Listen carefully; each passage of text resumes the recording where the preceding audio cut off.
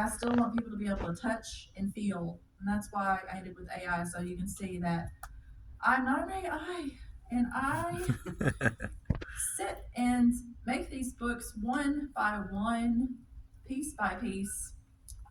They contain things for people who like to touch and feel things.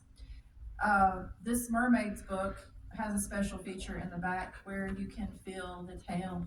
If you want to pass it around, you're welcome.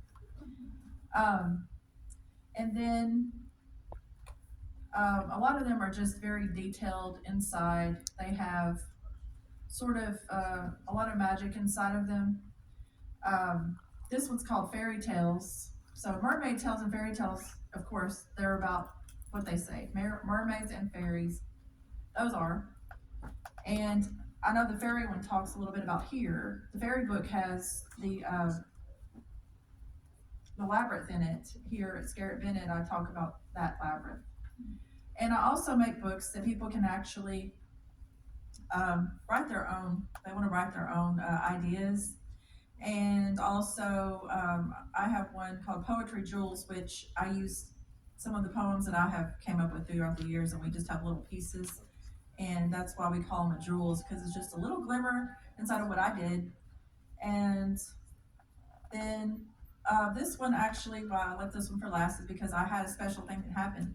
I won a contest at the Sam Davis home by telling some of the stories from this book, and it's based on some of the grandmother that I was honoring tonight's stories in her neighborhood, but also some of the stories from my childhood.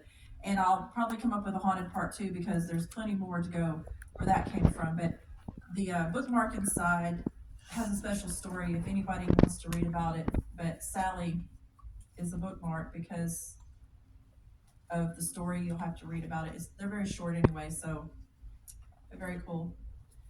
And so now I will allow our greatest host over here to ask me some questions because there are some things that really have changed just in the past week or two in my life that I can't even imagine to go over with her.